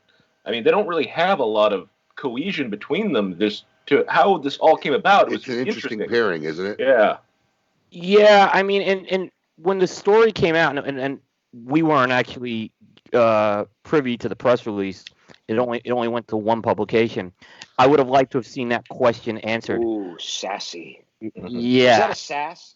Coop gets sassy with that. He does. Well, I mean, what happened was I had retailers calling me up asking me about this event. Mm-hmm. When that's a big, and normally I don't mind if I, when the story's out there, but when a lot of retailers are asking me questions, it was clear this wasn't communicated well. Right, Mm-hmm. right.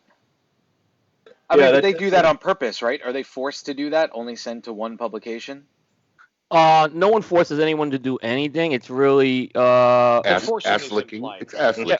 Yeah, what it is, Paul, and I'm not going to defend people. There are companies that, like 20 years ago, the way they used to get information out is they would send a fax to like a Cigar Aficionado, and they would hope that Cigar Aficionado would take that fax and publish it in the next issue.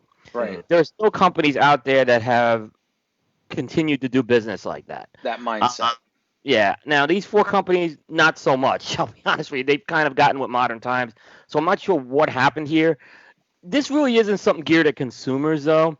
So that I can understand that part. But it just, like I said, a lot of people are interested in this because they're looking at what alternatives are there going to be for trade shows going forward. And I think this is one approach that's being taken. Right, right. Well, everybody's trying to figure it out, right? Yeah. They're trying to figure out the new landscape. Exactly. I mean, you guys have done Cigar Lockdown, and that's a great way you guys have been engaging your consumers and your retailers. I think it's very interesting the amount of activity we generated with that and the amount of volume that we moved with that with one single evolution. I think they should use this little mini tour trade show to test out CigarCon. There you go. It's actually not a bad idea. Thanks for getting it right away, Adam. Thank you. No problem. A hotel room banger at the Embassy Suites in Cleveland. Well, most of them, not all of them, I believe, are burn lounges. The locations where they're going to be held at. Not all. Like Charlotte, it's going to be held at a Marriott hotel. I didn't say all of them, man. Yeah. Okay. I did say all of them. I think most of them. Take it easy, bro. No, I don't think there's enough burn lounges. Information Nazi. No, I'm just saying I don't think there's enough burn lounges to cover 15 cities. No, there's not. Yeah. I don't even know. Does anybody know how many burn lounges there are? Pittsburgh, Atlanta, Naples, Oklahoma City. Yeah. I think there's 7 going on 700. Would not surprise. Continues with world domination. Wouldn't be a shocker. What else is going on this week, Coop? EP Carrillo announced a pretty big release. It's going to be the EP Carrillo Pledge. So it's going to be the 3rd installment of their family series, which is probably the most revered line or the most highly praised line. That's the La Historia is in there, the Encore. The Pledge is going to be the 3rd release in there. And that's going to use a Connecticut-grown Habano seed as the wrapper. So that cigar should be starting to hit stores in August. And that's going to be that big release for the year. Okay, yeah, and as we know, the Encore did get the #1 in aficionado a couple of years ago, and so La Astoria also got a fairly high rating. Not that long. Number two. Yeah, number two. Yeah, so that's like I said, that's the most highly acclaimed line. So this is the third installment. The name apparently was derived from the fact that they wanted to do something for their family of cigar enthusiasts that they have. So at the Big Smoke last year, they had a vote on a various selection of names, and apparently Pledge was the one that won. So that's what they went with. Well, and I'm sure we will definitely not be using that to clean our tabletops and other items. No, definitely not. Oh my! Look at you. Hey, sometimes you got to throw a Pledge reference out there. You got a Pledge reference. I get it. Absolutely. What else you got going on this week, Coop? Viaje is bringing back the Skull and Bones Daisy Cutter, the original Skull and Bones that was probably their most sought-after cigar the last 10 years. The Daisy Cutter was the first Skull and Bones release. That is scheduled to start hitting stores in the next couple of weeks right now. And that's, like I said, I think a lot of Viaje people are going to be seeking that cigar because they've been waiting a long time for that one to come out. It's a 4x54 short Robusto size. Interesting. All right. What else is happening in the news? Rocky Mountain Cigar Festival has been canceled. So we're starting to see a lot of the events now in the fall get canceled. Casa de Monte Cristo has also canceled the Texas Cigar Festival and Smoking in the Carolinas. Those were September events. The Rocky Mountain Cigar Festival was right before that. From what I'm hearing with the Rocky Mountain Cigar Festival, that was the state that kind of forced their hand in the end because there was going to be too many restrictions in terms of capacity there. So they had to make a call to pull the plug there. They were trying to pull that one through. I thought it was going to be hard for them to have that. And I was hearing people in the industry not really thrilled about possibly doing a multi-vendor event that soon. So it wasn't a total surprise that was canceled. When was it scheduled for? August. Okay. Yeah, the end of August. And there was a barn smoker canceled in November. I mean, I'm telling you, I'm starting to really wonder if we'll be able to have our event in February. I think that's a fair question, Abe. Wow. The other thing I'm hearing, and this is, I normally don't report rumor, but someone in the industry did tell me that TPE is going to be meeting with some of the exhibitors over the next week and possibly getting some input on what to do about that show in January. And that's man. If there's not a TPE, I was going to say, if there's not a TPE show in January, we're going to have a hard time come February. Mm-hmm. I think you're going to have, and I don't know. I don't know what when you have to make that decision by, but I know it's something you probably have to at least think about right now. It's not getting. Well, I have to look over the contract. We were supposed to have a contract a couple months ago for the Great Smoke. And when we didn't get it, like once we come to all the terms, usually we get it within a week, and like 3-4 weeks went by and we thought it was COVID maybe and whatnot. And basically their response eventually to us was that all the contracts are being held up because they're including pandemic language now in these contracts. So honestly, it's going to, part of the problem is going to be at some point we got to look at contract, and I don't know what their requirements are, what's going to be refundable, what's not going to be refundable. So it's going to be interesting. It really is. I mean, I was pretty confident 3 or 4 months ago it wasn't going to be an issue, but as we're hitting now the middle of summer, or almost hitting the middle of summer, I'm not sure. No, you're right. And I even know Eric Espinosa came out this week and said he's going to make a decision August 1st on whether or not to hold Lazona Palooza in November. Yeah. Yeah. Everyone, I mean, when this first kicked off, everyone shifted their year. Excuse me. Look at that good form. You like that? Form. Practicing. Good form. Into September, October, but I was making the joke like, look, my Hong Kong jewelry show was canceled, right? Dortmund. Look, even alternated, man. You got sound. So, it's like you're transferring these dates into months where people have already canceled evolutions. Like this is just like wishful thinking at best. And it's like, what are we? If I have to wait in a line to go into a small mom and pop surplus store because there are 12 people inside there, and I'm standing on the tickers on the ground, to space myself out from the person in front of me and the person behind me as such, how on earth are we supposed to, realistically gather, for any evolution of that scale? you're on top of each other. It's like the amount of, that's exactly what's going on your flesh at any given moment at any event of that nature. Those are all the savage little micro assassins that are all over your body. So, I don't know. Coop, there's still some stuff that's scheduled for the fall. The big smoke is supposed to be in the fall, and there's a couple of things that are scheduled in the fall still. Do we anticipate seeing more cancellations as we go on? Yeah, I think it's a real possibility right now. Because Matt just kind of made the point that we didn't expect a lot of stuff was pushed back to the fall, right? Mm. Well, what happened? Drew Estate a few weeks ago canceled all the barn smokers. Yep. Right, and those were scheduled to go through November. Now we're starting to see late August and September events get canceled. Big Smoke is scheduled Halloween weekend in Florida, followed by 2 weeks later in Vegas. It's not out of the possibility right now that those could be canceled. This may just be a year where, the cigar industry has to punt on these big events. I know Roma Craft's trying to go through with, I think they'll go through with their Weasel Fest, as long as the state lets, or as long as they're allowed to do it, I think they'll try to go through with it right now. Right. And I even saw you posted that Robert Holt is now doing virtual events through all of 2020, and that's it. That was a really strange announcement, right? I don't know why you would just take yourself off for the whole year, right? Maybe just say, hey, we'll reevaluate it in the next few weeks from time to time. That was just, I thought that was a little bit of a bold move. The way it was kind of announced was even strange as well. So it was an urgent press release, right? An urgent message. Well, it didn't even go to most of the press guys. It went to like blogs who don't cover news. It came to us. We got it. But we get most of the press releases now. Yeah, but it went kind of, like I said, it was kind of weird the whole way it was sent out, because some guys didn't get it. We were one of the ones who didn't get it, but we confirmed it with Robert.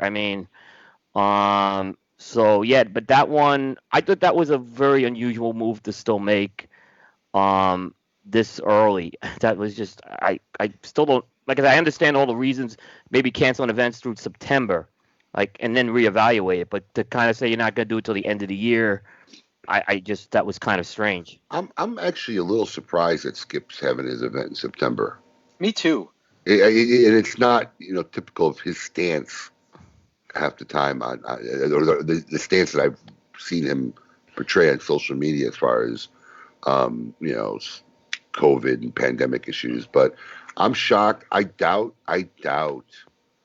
I'm not sure, but I doubt that. I'm going to think the Cigar Aficionado is going to have a hard time with the Big Smoke even in November. I think they. Here's the question, right? As a business owner, what's the exposure level? Like if you call people to gather under your name, right, a branded event that you're putting on, and somebody leaves there, and 2 weeks later their entire family has coronavirus, and they can't prove that they got it. I don't think there's any exposure, because there's no way you could prove where you got it, when you got it, how you got it. So I don't think there's any exposure, but the bottom line is as a host of any kind of event like that, you don't want to put people at risk and get people sick. Of course. Right, it's on your head. Yeah. Mm-hmm. But yeah, I'm a little surprised that because September's not that far away, and it's interesting because we're all reading about. Look, I've tried not to listen or watch or pay attention to anything in the media, but obviously you can't avoid it. But everybody's talking about all the spike ups. But there's a lot of factors. There's hundreds of thousands more tests that are being done. Yeah. And the thing is that no one ever said. They're including COVID people who are getting it. But if you're getting it and you're asymptomatic and you're just getting the flu, is that really part of the problem? We need people to get this eventually, right? People are going to have to go through and get this at some point.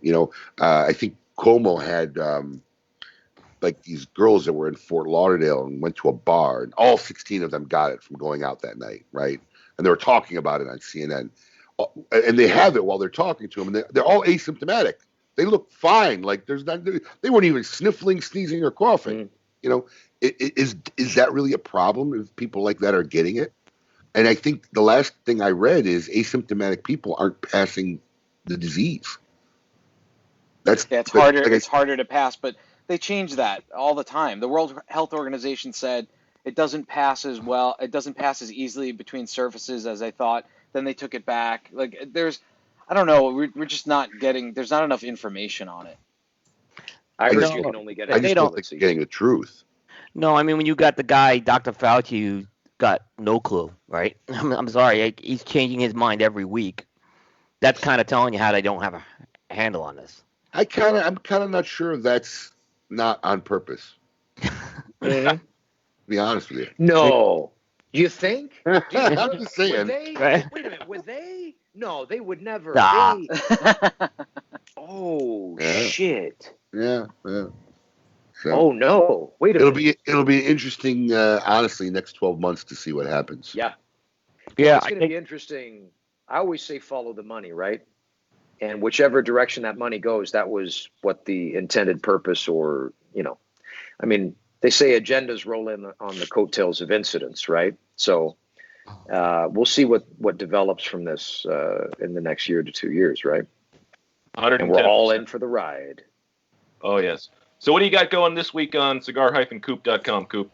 It's actually a very big week for Cigar Coop. I'm sorry, cigar-coop.com. We have a couple of big guests. Ernesto Perez Carrillo Jr. is going to be on the show on Thursday. Actually, on Tuesday, we have David Garofalo on the show. Hold on. Ernesto's son? No, Ernesto. No. Okay. Ernesto's son's the third. Ernesto's third, okay. Yeah. The trays always mess me up. Yeah. So we got that going on. We're doing our music show, Primetime Jukebox. We're doing the finale of our Battle of the Bands, and it's come down to Led Zeppelin and Pink Floyd. So there's a lot of interest with that. We're going to be doing a show around both of those bands. We got reviews coming up. Romeo y Julieta, Nicaragua, Connecticut, coming up as well. So that's an interesting cigar. Very hot brand on the market right now. Yeah, it really is. It really is. Very, nice very, job. very hot. I mean, listen, it's a good cigar. I smoked it. Can't say anything wrong with the cigar, whether it's your flavor profile or not. But it is on the retail level. I'm just saying, extremely hot brand. The boxes are constantly emptying out very rapidly. So I think they got a big hit on that one. Yeah, and Abe, I agree. I think right now I'm seeing a lot of attention on the Romeo y Julieta brand. I know there's a lot of brands out there. Brand or not? What was that? Can you say the brand name or not? Absolutely not. Is it possible for you? You seem to be struggling trying to say Romeo y Julieta. Yeah, but Romeo y every time Julieta. it's a little different though, so it's an adventure. And he tries to go by it quickly. He's like, Romeo Julieta. Right? He's skimming over it. He skims over it every time he tries to say it. Just call it Romeo. RYJ. Yeah, Romeo Nicaragua. Romeo Nicaragua. That'll do. Real Nicaragua. Fantastic. It's hot. It's been flying off the shelves. Consumer response has been extremely. Everybody's talking about it on social media. Now as a retailer side, I mean, I get excited when there are brands like this, right? Because anything that energizes what's going on in the cigar verse, like I like to call it, is always a positive thing in my opinion. And this is definitely a brand that seems to be energizing on the retail level, and people are buying it, liking it, and coming back and buying more, which is always a good thing. They've done a good job with it. They really have. The packaging is good too. It's a nice color blue. It pops right off the shelf. I think they did a really good job with it. Totally agree. Coop, are you getting out? Oh, go ahead. Go ahead. Coop, are you getting out now? Like, have you been in the world? Oh, a little more. Not as much as I would like to. I'm going out when I need to. I'm not just avoiding going out. So I am getting Taco out. Bell? Well, just Taco Bell? Is that your... I mean, I'm really trying to get down. I'm actually really trying to get down to Florida next month is the goal. I'm just going to wait out. I could kind of make that decision last minute. If you're going to come on KMA, we can give you a laptop 6 feet away from Adam. Don't worry. Thanks. Yeah. You can't come to my house, though, Coop. Damn. Why can't I come to your house? He's bitter. Because I wasn't welcome. Butthurt. He was slighted by the Coop. Come back. Look, Paul, come. You got to drive back, right? Come drive back through Charlotte. You know where to get you. You know where Charlotte. I'll give you a bunch of good brewery recommendations in Charlotte. Yeah, no, seriously, come by. I'm just messing with you. Listen to me. Coop is, I don't know why you Coop guys is all fly got to for be life. so nice. Paul lives 5 minutes away from me, and if he got held up and he says, "Listen, can we come over with our 2 dogs and 2 kids?" I'm like, "Listen, bro, I just bought you 2 rooms at the Hampton Inn right around the corner." That's actually a nice Hampton Inn too. Yeah, It's brand new. Well, I gotta say, yeah, Paul, you're a guy. I mean, for you to drive all the way up to New York for the baptism, that's a big deal. I mean, I know with 2 small kids, it's not easy. He didn't have a choice. I didn't. The Queen had spoken. Paul was going. Listen, we were, it's difficult with a new baby and the kid, and it was really great. If we're going to be holed up in our house for another couple months, we think we kind of want to be here for most of it, where our family has been really safe up here. The numbers are going down here, and we're at my mother-in-law's house. My parents live 5 minutes away. Like, there's no shortage of people to help now with the kids, so that was part of our decision making. We're also going to a socially distanced wedding, so that is it's going to be interesting up in Connecticut. Another wedding? Another wedding? The bride and groom going to be 6 feet apart? No, they're quarantined together, and Give it 6 months. They'll be more than 6 feet It'll apart. be a bubble. Yeah. I don't think I've been within 6 feet of my wife, except for in the car in the last year. Paul, are you going through a wedding withdrawal right now? I don't know. No, Is that it's a new just thing for you? It's somebody that wants somebody that was in our wedding, and they had canceled the big wedding up in Boston, and they're doing a wedding in their backyard with about 20 people. It's a huge backyard up in Connecticut, and we'll be separated. The kids will stay here. We'll take the ferry up because we're afraid to go through Manhattan and the Bronx right now because road closures, and there's a lot of stuff going on up here. So we'll take the ferry up and kind of socially distance ourselves from everyone else, wearing masks, and enjoy Connecticut a little bit. There you go. Yeah. So it's it's the first wedding we've been to in a long time, so I've gotten out of a lot of them because of this. So it's nice. Well, good on you. Imagine, yeah. Yeah. It was a wedding a week last year, it seemed like. There were a lot of weddings last year. Yeah. There were a lot of weddings last year. I can't deny. Many that we shouldn't have traveled to, but we did. So here we are. There you go. And with that, let's see this week who belongs in a cigar insane asylum.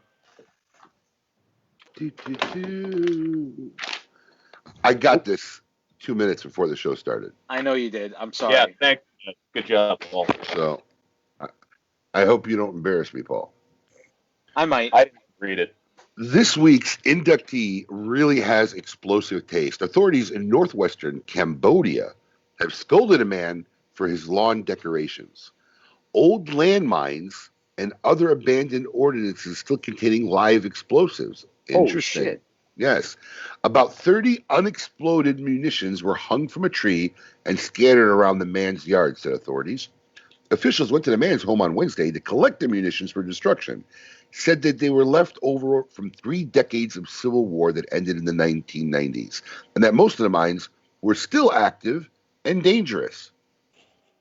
The man used to be a junk collector and had gathered the devices from rice fields and forests near his home to sell as scrap. Apparently, even though they were deadly, he thought they were very pretty. So he hung them for decoration. The landmines have since been removed, but you, Mr. Bomb Hoarder, are without a doubt this week's inductee into the Cigar Insane Asylum. Fucking A. I couldn't even get it over my shoulder. Did you see that fail? I know, it hit your head. That was a fail. I think it hit my... Yeah. I didn't have the clearance for my headphone. So true. Yeah. I used landmines as lawn decorations. Okay. Live landmines hanging from his trees. That sounds like a great place to put landmines. I definitely should put them in the trees in front of my yard. Absolutely. I guess nobody would break in. That's for sure. So, Matt, what do you got going on for the rest of the weekend, buddy? Any Father's Day plans? Barbecue at the Cribbo. Got the family coming over and just going to celebrate, my personal favorite holiday. Pterodactyl Boo going to cater to your every need? I would hope. If I should be so lucky, yes. I'm going to a wedding on Father's Day. Oh, nice, man. Coop, what are you doing for Father's Day? Yeah. I'm just gonna be hanging around the ranch here. It's just another day for me here. I'll call my dad up in New York. We'll talk for sure. I think we're gonna be, it's like I said, just I'm on the road a lot too, and I actually am enjoying these days at home as much as maybe I'm driving everyone crazy. And delicious. Are you going to have a dog pile of children? Well, I mean, I have a dog pile of children just on my own, but my Asher's little best buddy and one of my friends is coming over. We're just going to do a cookout and maybe have like a Nerf Wars 2 Electric Boogaloo come Sunday. Let the kids just run around with their guns and light up the place. Perfect, man. It's the best, man. It really is. I've come to realize I underestimated the size needed, right? I'm thinking this 25-round guns are going to be nice. And, man, you go through 25 rounds like in 10 seconds. And then you got to get the Gatling gun one. Yeah. Well, I saw this this 100-count Gatling that hangs over your shoulder. Yeah. And you carry it like at the waist, Yeah. But none of the kids, I mean, maybe the oldest could maybe handle that one. But you need that, man. Doing a little research now, I've seen there's, instead of the darts, there's the round pellets that you can get like decent-sized guns that hold 100 of those. So yeah. Daddy might have to upgrade his gun first. Just to check it out. Check it out. Gotta be first. Before we commit to 5 guns, No doubt. Absolutely. Fantastic. So did we cover all the guests on your show next week? Yeah, we did cover the guests for next week. Yeah, he had extensive people to list while our producer doesn't even know who's on next Saturday. Yeah. By the way, go back to the music episode. How is this an argument between Pink Floyd and Led Zeppelin? Yeah. What was that? How is this an argument between Pink Floyd and Led Zeppelin? Okay, so Dave Burke, who's my co-host on Primetime Jukebox, and we picked 16 bands, and we put them. He came up with the idea when the NCAA tournament got canceled. Let's do a battle of the bands, and we put votes out on Twitter over the last few weeks. We each had a bracket of 16. Dave's bracket whittled down to Led Zeppelin winning. My bracket whittled down to Pink Floyd winning. And now the two are going head-to-head. No. Come on. There can't be an argument here. Led Zeppelin has to be the winner. Okay, so I'm going to be honest with you. I kind of agree. Thank you. I kind of agree, but Pink Floyd's what came out of my bracket. Wait, did you guys take turns picking so that you didn't pick the same groups? We kind of just did it in random, and we actually didn't pick any of the 16, which was amazing. We both have different music tastes, it turned out. And it was funny, of the 16 bands I picked, Pink Floyd was probably the one that would have been the least likely I would have picked. Just that because you would have wanted to make the final. Right. It's not that they're a bad band, but there are other ones I'm really into that I thought was going to, like I thought Rush or Van Halen would have pulled this out. Queen, there's other bands. Pink Floyd, I didn't see that one coming. Mind-boggling. Yeah. We had Parliament Funkadelic in there, just so you know. We did have Parliament Funkadelic. Is it in there? Yeah, Dave had it in it, but they were eliminated in the second round by Bob Marley. So. Well, look, Bob Marley is on a whole nother level. Yeah. I only think that evildoers that have no faith in the funk would eliminate a Funkadelic from any line. So I don't know who the culprits are, but they should be identified. So Dave, my co-host, he's supposed to be unbiased, but he kind of roots for certain bands, and I think he was rooting a little for the funk to kind of pull it out. Dave is a fan of the funk. He's Dave totally is, Dan. He's a believer. Matt, are you on the toilet? No, I had to urinate feverishly. I couldn't wait. Okay. I couldn't wait any longer. I called it.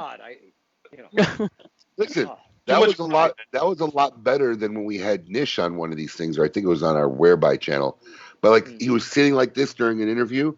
He just got up, walked to his house. Well, maybe he's going inside. It got too hot, needed air conditioning. He sat down, started continuing his interview, and then all of a sudden you heard the urination come out. I'm like, dude, did you just walk in the house and sit on a toilet? I said, use your camera, sound. So does he sit down to pee? Well, maybe he thought it wouldn't be as loud this time. The phone to do Whereby, so he's got one hand tied up talking to us. So he just sat down while he's talking to us and just started peeing. He sits down to pee. That's rad. That's bad. I don't know, Matt. I've done that on many occasions drunk. Well, You know, I pants guess at that that's my point. aim, so I thought I'd shorten the distance. There you go. There you go. He probably Fair thought it would be enough. quieter if he was closer to the toilet, sitting He down. thought he would get away with it. No one would hear the mass stream of horse piss coming out of him.